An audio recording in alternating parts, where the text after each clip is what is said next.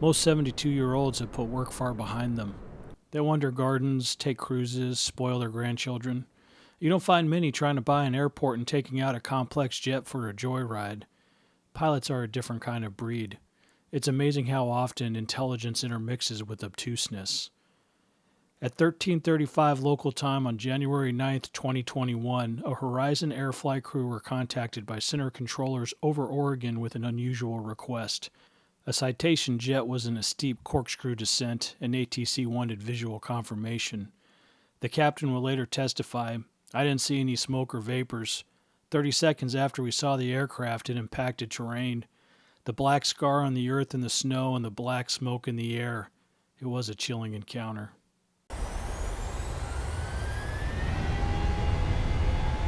The septuagenarian pilot had over 12,000 hours of flight experience, with type ratings in a Grumman G111 Albatross and a Learjet.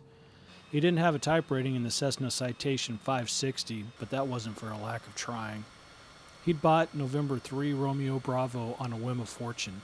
The Citation was high time and did not appear to have been well maintained. His offer was contingent on extensive repair demands, including replacement of both engines. He had been surprised when the offer was accepted. It wasn't his first aircraft purchase. He had owned many aircraft over the years, including a T-28, Learjet 24, the Albatross, and a Robinson R-22 helicopter. He was also credited with being the owner of Harbor Airlines and an FBO at Tacoma Narrows Airport during the 90s and early 2000s.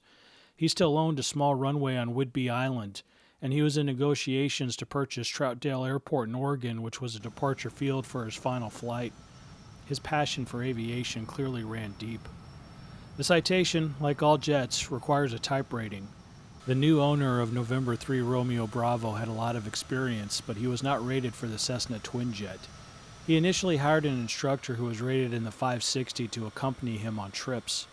By the end of 2020, he had enrolled in a type rating school in Scottsdale, Arizona. The Cessna 560, as described by an instructor and the owner for the school, is a high workload aircraft. Not a real surprise for a quick jet that's pressurized.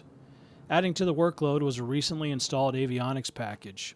The instructor who provided training to the pilot stated that the avionics package was capable, but that it required additional tasks to be completed during the approach phase of flight, an already high workload environment in the Citation.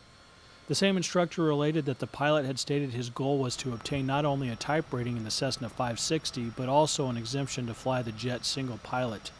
He wanted to obtain his commercial license as well. It wasn't long into the training before his aspiration was proven overzealous. After a few flights, the instructor explained to the pilot that, based on his performance, a single pilot exemption was a long shot. More doable was a straight type rating that required a second pilot and the commercial certificate. Even the straight type wasn't a gimme. The instructor told the NTSB that it would have been probably doable. It's hard teaching an old dog new tricks, even one who's desperately in love with the horizon. Over the next 3 weeks, the two made a dozen training flights. The pilot alternated between progress and regression. He was Sisyphus consigned to his own personal hell, always in sight of accomplishment, but never quite able to reach the summit. 3 weeks was enough. He had business to attend to and abandoned the training with a promise to return later to finish. Headstrong was a word used by an acquaintance to describe the pilot. He stated that the pilot had a tendency to do things his own way. Even without the type rating, the pilot stated that he was confident that he could fly the jet on his own.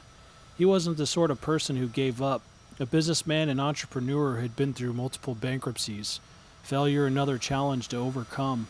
Some people refuse to take no for an answer. That sort of attitude will get you somewhere, whether it's positive or negative. His instructor spoke these words: "I was never able to slip out of my instructor mode into a normal first officer mode without things going downhill rapidly. We cannot seem to make consistent, repeatable progress mastering the airplane while shooting approaches." He struggled at executing missed approaches for similar reasons. Lots of button pushing in an otherwise already busy time. The instructor's statements go beyond simple difficulties with managing the complex Citation as a single pilot. Even with the instructor playing the role of a highly competent first officer, the pilot was unable to manage the workload. Perspective is such a subjective experience. It is difficult to reconcile the significant concerns of the instructor with the pilot's belief that he was prepared for a solo flight in a twin jet, yet this was the end result. What was clear to the instructor was muddy to the lifelong pilot. He was not ready for a dedicated seat in a Citation, much less flying one as a sole occupant. There is a way that seems right to a man, but its end is a way to death. So says Solomon. The destination was Boise Gowan Field in Idaho. It was most likely a lunch trip, a $1,000 hamburger run, an excuse to fly.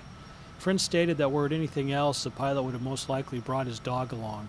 Security footage at Troutdale captured the pilot entering the Citation and closing the door at 12:44. 5 minutes later, he contacted controllers for a clearance. 9 minutes following this, he contacted them again for taxi instructions. Troutdale clearance, it's November 3, Romeo Bravo, helicopter. I'd like to pick up my clearance to Boise.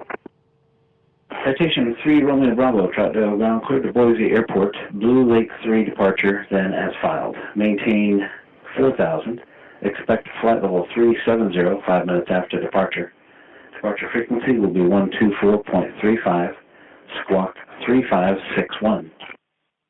3 Romeo Bravo, clear to Boise, Blue Lake 3 as filed, up to 4,000, expect 370 within 5 minutes, 124.35, and squawk 3561. Citation 3 Romeo Bravo, read that correct. Troutdale ground, it's November 3 Romeo Bravo, ready taxi with Foxtrot.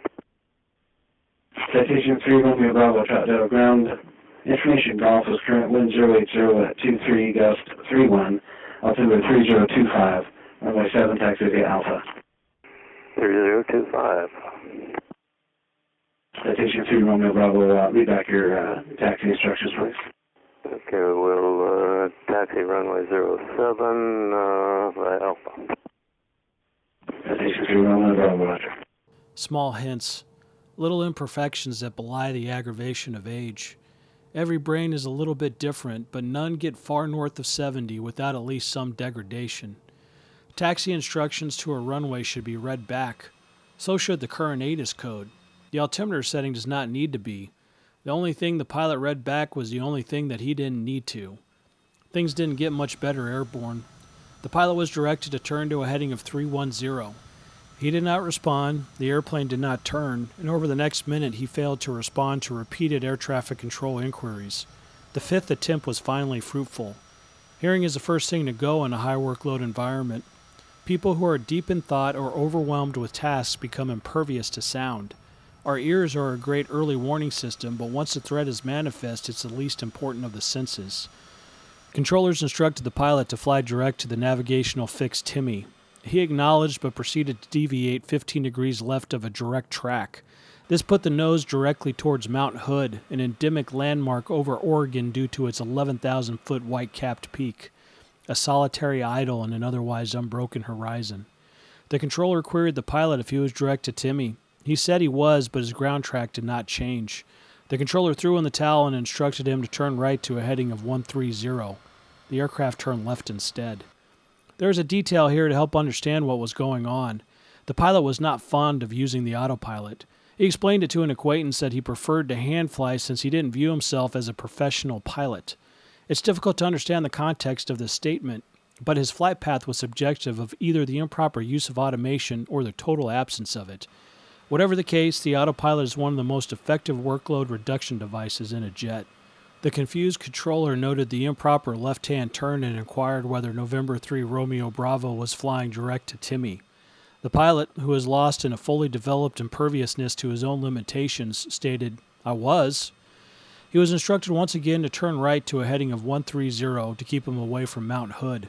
He was transferred to Seattle Center, who immediately issued a low-altitude alert along with instructions to climb to 23,000 feet. Air traffic controllers have landlines to communicate with each other. The grapevine was apparently enough for Seattle Center to immediately inquire about whether November 3 Romeo Bravo was having issues with his radio. A garbled transmission short of runway 7 at Troutdale had been followed by multiple attempts to communicate with the aircraft in the initial climb phase. Citation 3 Romeo Bravo, you ready to go? Just a minute. Roger. Troutdale Tower, November 3 Romeo Bravo. That was unreadable. Citation 3 Romeo Bravo, was that you? Citation 3 Romeo Bravo, was that you calling? Yeah, we're ready to go 07. Citation 3 Romeo Bravo, thank you. Hold short of runway 7. 3 Romeo Bravo, holy shit. Citation 3 Romeo Bravo, runway 7, cleared for takeoff. Cleared for takeoff, 3 Romeo Bravo. Citation 3 Romeo Bravo, contact Portland departure, have a good flight. Go to departure 3 Romeo Bravo.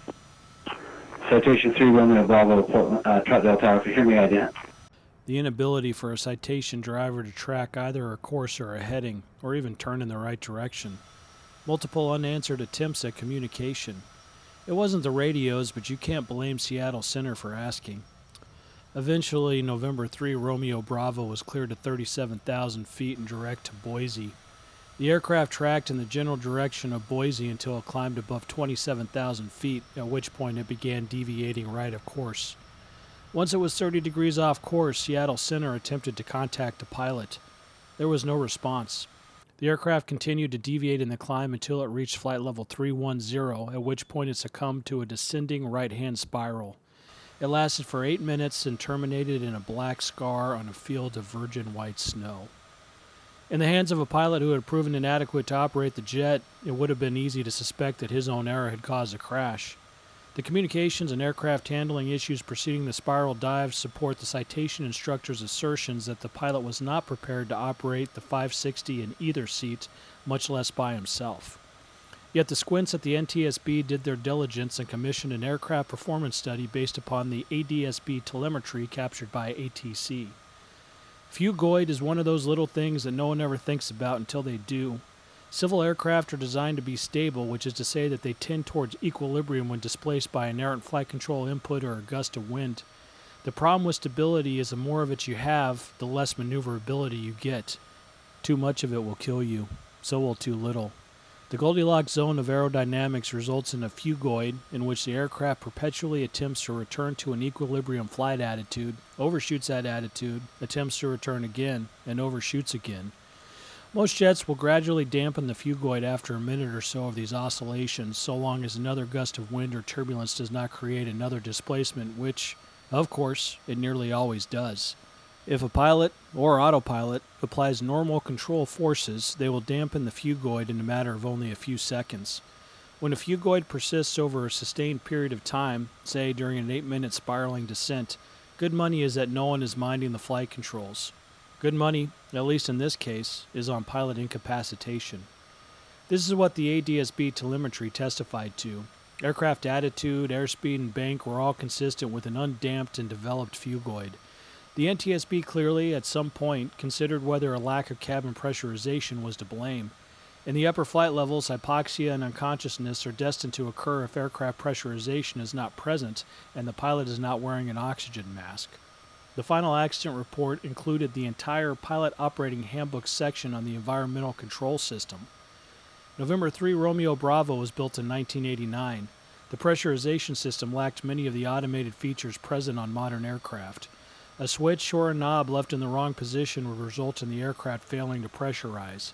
Alerts would enunciate in the event cabin altitude exceeded 10,000 feet, advising the pilot of the issue.